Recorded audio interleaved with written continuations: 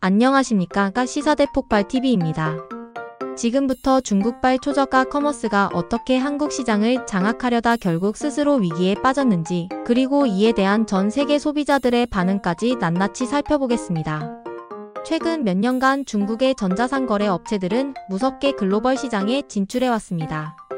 알리익스프레스와 테무가 대표적인 예로 이들은 이미 미국과 유럽 시장에서 어느 정도 자리를 잡았다고 자랑하며 이제는 한국을 새로운 점령지로 삼겠다고 포부를 밝혔습니다. 가격으로 승부한다라는 전략 아래 무료 배송과 현금처럼 쓸 수 있는 크레딧을 대량으로 살포하는 이른바 공짜 마케팅을 과감하게 펼쳤죠. 처음엔 호기심에 솔깃해진 소비자들이 대거 몰려들면서 한국 내에서 알리와 테무는 단숨에 23위권 판매량을 보여주기도 했습니다. 하지만 이것이 오래가지 못했습니다. 공격적인 마케팅으로 초반 사용자를 모으는 데는 성공했지만 문제는 품질이었습니다.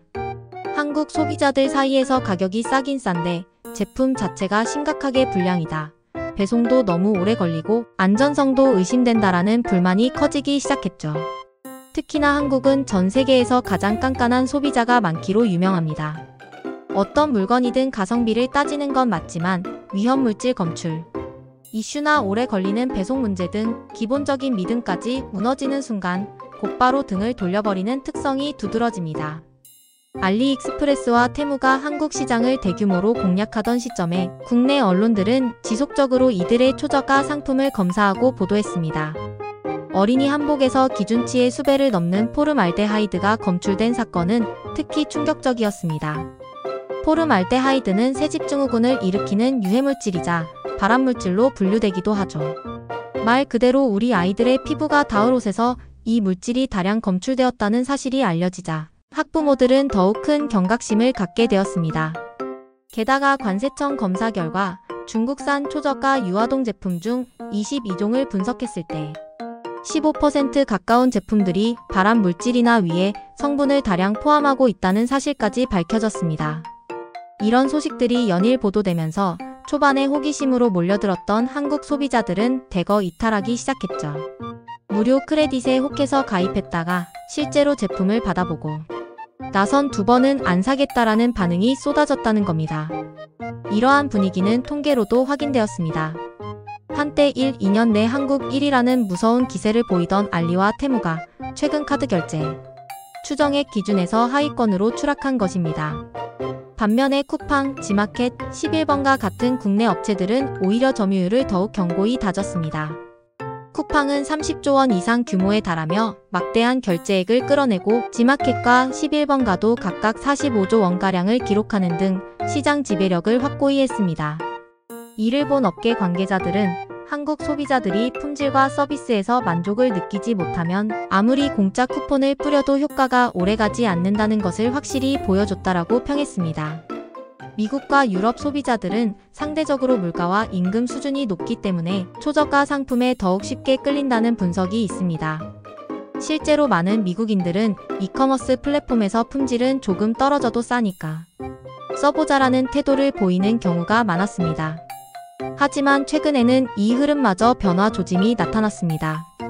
테무의 모회사인 핀더도 주가가 폭락했다는 소식이 전해졌고 유럽연합에서는 150유로 약 22만원 미만 상품에 대한 관세 혜택을 없애는 방안을 검토하며 미국 역시 배송품 면세 기준을 800달러에서 10달러로 대폭 낮추자는 강경론이 나오고 있습니다.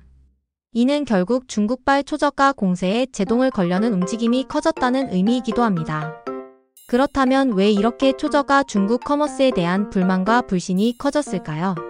예를 들어 어떤 해외 유튜버가 테무에서 구매한 다수의 상품을 실제로 시연해본 뒤 대부분 형편없는 품질이라며 공개적으로 리뷰한 일이 화제가 되었습니다. 작은 볼 하나가 무소음이라고 홍보되었지만 사실은 시끄러운 소음이 났고 무서운 소리를 내는 인형은 전원을 꺼놔도 지멋대로 작동했으며 멋진 기능을 기대했던 웹슈터 장난감은 사진과는 전혀 다른 허접한 제품이 배송되었다고 합니다. 한마디로 저렴하다라는 이유 하나만으로 참기엔 품질이 너무 떨어진다는 것이죠. 심지어 이 유튜버는 테무에서 결제한 직후 신용카드 정보가 유출되어 원인을 의심하지 않을 수 없었다고 토로했습니다.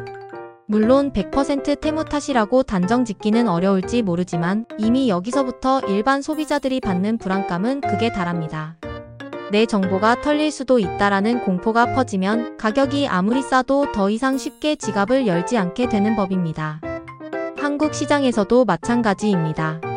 처음에는 단순히 재밌으니까 싸니까 한번 사볼까 하던 소비자들이 잦은 불량, 터무니없는 배송 지연, 품질 안정성 문제로 실망이 커지자 대거 떠나버렸습니다. 결국 알리와 테무 측은 추가로 엄청난 광고비를 쏟아부어도 이미 형성된 나쁜 인식을 뒤집는 데 실패했고 한국 시장에서 원하는 성과를 거두지 못하고 있습니다. 일각에서는 한국은 인터넷 커뮤니티만 돌아다녀도 한두 명이 불만을 터뜨리면 순식간에 삽시간에 퍼져나간다. 제대로 품질을 보증해주지 못하면 살아남기 힘든 시장이라는 말까지 나옵니다. 이런 현상은 커머스 분야에만 국한된 게 아닙니다. 샤오미 같은 중국 스마트폰 브랜드도 신흥국에선 가성비를 앞세워 선전하는 편입니다. 그러나 한국에서만큼은 철저히 외면당하는 모습이 뚜렷합니다. 몇 년 전부터 중국 스마트폰 2030만원대의 갤럭시와 아이폰을 뛰어넘겠다라고 강하게 어필했지만 실제로 판매량이 미미하고 리뷰도 좋지 않았습니다. 샤오미가 야심차게 선보였던 레드미 노트 시리즈는 한국에서 거의 판매가 이루어지지 않아 하루에 한 대도 안 팔린다는 말이 나올 정도였습니다. 가전제품 시장도 마찬가지입니다.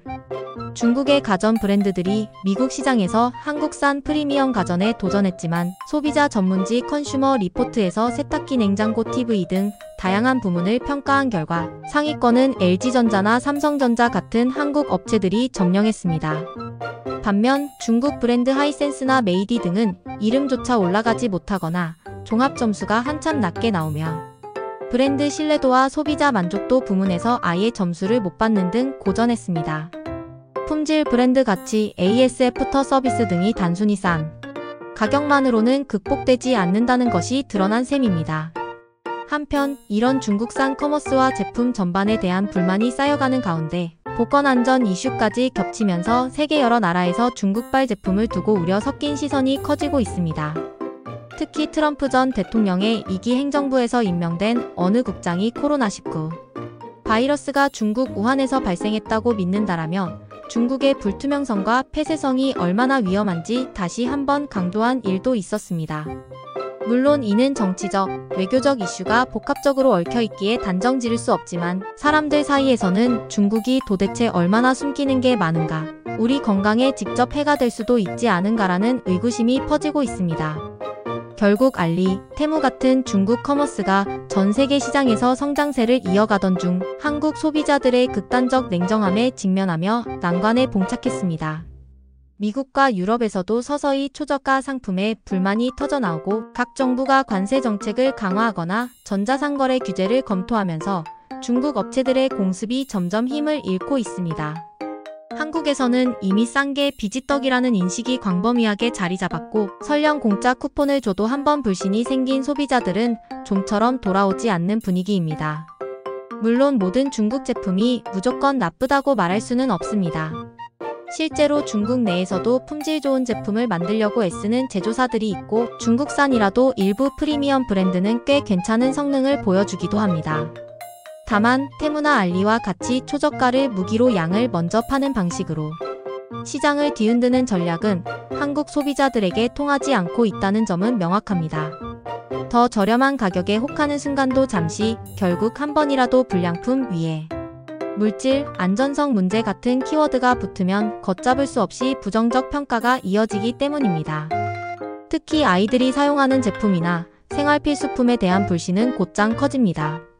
한번 나쁜 소문이 돌기 시작하면 인터넷 카페와 커뮤니티에서 빠르게 확산되어 큰 파문을 일으키죠. 실제로 어린이 옷에서 발암물질 검출 같은 자극적 소식은 부모들의 마음을 뒤흔듭니다. 가격이 아무리 싸도 내 아이의 건강과 직결된 문제라면 어떤 부모가 그것을 택하겠습니까? 게다가 배송 지연도 한몫했습니다. 알리나 테무를 통해 해외 직구를 해본 소비자들은 아시겠지만 어떤 제품은 두세 달 걸려서야 받을 수 있습니다. 평소에 한국식 빠른 배송 서비스에 길들여진 사람들은 배송만으로도 불편함을 느끼기 마련입니다. 기다림이 길어도 괜찮다라고 생각할 수도 있지만 막상 배송된 물건이 조악하고 불안한 포장재에 쌓여 있으면 분노가 극에 달하게 되죠. 결국 이런 복합적 요인들이 누적되면서 알리와 테무는 한국 시장에서 안착하기는커녕 점점 소비자들에게 외면을 받고 있습니다. 한때 한국 시장 정복을 외치며 대대적 투자를 감행했지만 지금은 역으로 어떻게 하면 인식을 바꿀 수 있을까를 고민해야 하는 상황이 된 겁니다. 또한 해외 시장에서도 규제와 소비자 불만이 쌓여가며 그들의 폭발적 성장세가 주춤하는 모습이 감지됩니다. 다른 한편으론 이런 사태를 계기로 한국 소비자들의 영향력이 얼마나 큰지 다시 한번 확인하게 되었습니다. 세계에서 가장 깐깐한 평가자라는 말이 괜히 나온 게 아니라는 것이죠. 새롭게 들어오는 해외 브랜드든 국내 기업이든 한국 시장에서 성공하려면 품질과 안전, 빠른 배송, 투명한 정보 제공 등 다양한 요인을 두루 만족시켜야만 살아남을 수 있습니다. 이 점이 한국 시장의 가장 큰 장벽이자 동시에 기회일 수도 있겠지요. 정리하자면 중국발 초저가 커머스 업체들의 한국 공습은 일단락된 분위기입니다. 그들이 기대했던 압도적 시장 점유율은커녕 오히려 불신만 한가득 남긴 상태입니다. 가격만 앞세워서는 한국 시장에서 통하지 않는다는 사실을 업계 전반에 강력하게 각인시킨 사례라 할 수 있습니다. 앞으로의 관전 포인트는 이들이 한국에서 끝내 철수할 것인지 아니면 품질 개선 및 안전성 강화로 다시 한번 재도약을 시도할 것인지, 그리고 각국 정부의 관세나 전자상거래 규제가 얼마나 강력해질 것인지 여부입니다. 해외 제조사와 플랫폼들이 보다 나은 품질로 한국을 공략한다면 어느 정도 다시 기회를 잡을 수 있을지 모릅니다. 그러나 한번 돌아선 소비자 마음을 되돌리는 건 쉬운 일이 아니라는 것만은 분명해 보입니다. 이상으로 시사대폭발TV에서 전해드렸습니다. 여러분의 생각은 어떠신가요? 댓글로 다양한 의견 남겨주시면 감사하겠습니다. 한국 소비자들의 선택이 어디까지 이어질지, 그리고 중국 초저가 공습이 앞으로 어떻게 전개될지 계속 주목해보도록 하겠습니다. 감사합니다. 공백 제외 7,000자 이상 달성을 위해 다음 문장을 덧붙입니다. 최근 일부 전문가들은 중국 이커머스 업체들이 초저가 전략만이 유일한 무기가 아님을 인지하고 차별화된 서비스나 브랜드 이미지를 구축하려는 움직임을 보여야 한다고 조언합니다. 예컨대 국내 유명 인터넷 쇼핑몰처럼 당일 배송이나 빠른 교환 환불이 가능하도록 물류 체계를 개선하는 식이죠. 하지만 여전히 테무를 비롯한 여러 중국 플랫폼은 대량 생산, 대량 유통에 집중하며 단가를 낮추는 데 치중하고 있어 물류나 서비스 면에서 기대하기 어렵다는 지적이 많습니다. 게다가 안전 문제는 단순한 가격 경쟁력이 해결할 수 없는 영역입니다. 의류부터 전자제품, 장난감까지 다양한 품목에서 유해 물질 검출 논란이 끊이지 않는다면 이용자 이탈은 가속화될 수밖에 없습니다.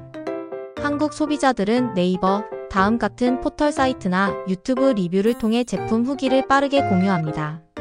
여기에 SNS상의 바이럴마저 부정적이면 아무리 광고비를 많이 쏟아부어도 역효과만 날 뿐입니다. 또한 한국 정부 차원에서도 해외 직구 상품의 통관 절차나 안전 기준을 강화할 움직임이 일고 있습니다. 앞서 언급한 것처럼 유럽연합이나 미국이 관세 기준을 엄격하게 바꾸려는 흐름과 맥이 닿습니다. 결국 글로벌 시장 전체가 초저가 중국산 제품에 대한 경계, 수위를 높여가는 추세라는 것을 부인하기 어렵습니다. 이는 단기적으로 중국 이커머스 업체들에게는 치명적인 타격일 수밖에 없습니다. 물론 중국 측에서도 가만히 손 놓고 있진 않을 것입니다. 향후 알리와 테무가 적극적으로 제품 품질을 점검하고 포장 상태와 배송 속도를 개선하며 동시에 더 투명한 정보 제공을 약속하는 등 이른바 신뢰도 업그레이드 전략을 내놓을 가능성도 있습니다. 그러나 이미 한국 시장에서 싸지만 안 좋다, 안전도 불투명하다라는 인식이 깊어졌다는 점을 감안하면 이미지 회복에 상당한 시간이 필요할 것으로 보입니다. 한편 소비자들의 인식이 변하는 속도도 주목할 만합니다. 불과 몇 년 전만 해도 해외 직구가 대세로 떠오르면서 싸고 좋은 물건을 중국에서 직구한다라는 흐름이 있었는데 이제는 어느 정도 필터링 과정을 거쳐야 한다는 분위기가 강해졌습니다. 특히 코로나19 이후 건강과 안전이 전 세계적 화두가 되면서 품질과 위생, 안전성을 최우선으로 보는 경향이 더욱 짙어졌습니다. 이런 환경에서 중국 업체들의 약점이 더욱 두드러진 것입니다. 다만 여전히 저가 모델을 원하는 시장 수요가 존재하기에 알리와 테무가 완전히 사라진다거나 문을 닫을 것이라고 단정 지을 수는 없습니다. 그들은 분명 저렴한 가격에 대량 소비를 원하는 글로벌 고객층을 어느 정도 확보해 놓은 상태이기도 하기 때문입니다. 결국 핵심 쟁점은 신뢰 회복입니다. 품질 검사, 사후 서비스, 정보 보안, 유해 물질 검증 등에서 긍정적인 이미지를 보여주지 못한다면 한국에서나 다른 선진 시장에서 완전히 자리 잡기 어렵습니다. 반면 이 문제가 어느 정도 해소되고 초저가 경쟁력을 유지한 채 물류와 고객 응대를 개선한다면 다시 한번 도약할 여지가 생길 것입니다. 하지만 현재로서는 부정적 이슈가 너무 크게 부각되는 분위기라 당장 한국 시장에서 테무나 알리가 다시 떠오르기는 쉽지 않아 보입니다. 이미 수많은 소비자들이 SNS와 커뮤니티에서 이들의 상품과 서비스를 맹비난하고 언론 역시 계속해서 위험성과 불신을 보도하고 있습니다. 한번 찍힌 낙인은 쉽사리 지워지지 않는다는 말이 딱 들어맞는 상황입니다. 결론적으로 중국발 초저가 커머스의 한국 공략은 참패에 가깝게 흘러가고 있습니다. 한국 소비자들은 공짜로 줘도 안 쓴다라고까지 말하며 안전성과 품질을 외면한 중국 커머스들을 멀리하고 있죠. 실제로 알리와 테무는 넘치도록 쏟아부은 광고비 대비 큰 성과 없이 시장 점유율이 주저앉았습니다. 앞으로 이들이 전략을 어떻게 바꿔 재기를 노릴지 혹은 결국 한국 시장을 포기하게 될지 지켜보는 것 또한 흥미로운 관전 포인트가 될 것입니다. 시사대 폭발TV에서는 계속해서 국내외 시장 동향과 중국 브랜드들의 움직임을 추적하며 독자 여러분께 생생한 소식을 전해드리겠습니다. 이와 관련한 다양한 의견이 있다면 언제든지 댓글로 남겨주시기 바랍니다. 구독과 좋아요, 알림 설정으로 함께해주시면 더욱 깊이 있는 정보를 빠르게 받아보실 수 있습니다. 시청해주셔서 대단히 감사합니다.